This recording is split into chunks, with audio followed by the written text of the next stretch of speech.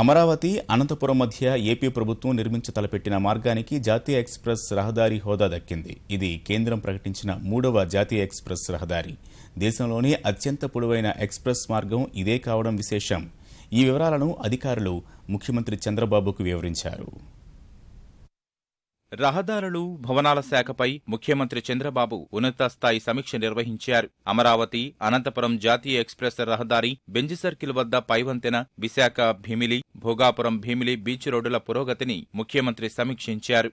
మొత్తం 393.59 కిలోమీటర్ల పొడవైన అమరావతి అనంతపురం జాతీయ ఎక్స్ప్రెస్ మార్గాన్ని 4-6 లైన్లుగా నిర్మించాలని సమీక్షలో నిర్ణయించారు. ఇందులో 185.4 కిలోమీటర్ల మార్గాన్ని 4 వరుసలుగా, 208.19 కిలోమీటర్ల మార్గాన్ని 6 వరుసలుగా నిర్మిస్తారు.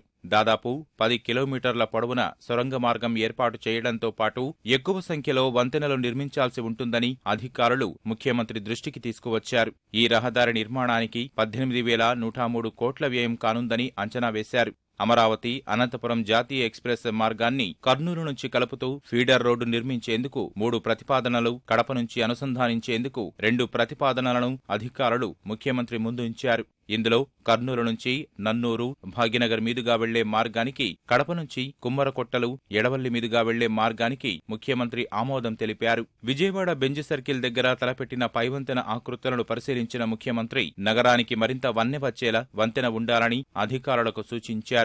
వచ్చే ఏడాది జులై కల్లా నిర్మాణం పూర్తి చేసి ఎట్టి పరిస్థితుల్లోనూ ఆగస్టులో ప్రారంభించాలని ఆదేశించారు. విజయవాడ మచిలీపట్నం మధ్య 64.6 కిలోమీటర్ల పొడవున 4 వరుసల్లో నిర్మిస్తున్న 9వ జాతీయ రహదారి ప్రాజెక్టుకు 740 కోట్ల 70 లక్షల రూపాయల వ్యయమవుతుందని అధికారులు ముఖ్యమంత్రికి వివరించారు. విశాఖ భీమిలి, భోగాపురం భీమిలి మధ్య నిర్మించే బీచ్ రోడ్డులను జాతీయ రహదారితో అనుసంధానించడం ద్వారా సౌందర్యమాల సాకారమవుతుందని ముఖ్యమంత్రి అధికారులకు చెప్పారు. సైకిల్ మార్గం, నడక మార్గం కూడా ఈ రహదారులతో పాటే అభివృద్ధి చేయాలని ఆదేశించారు.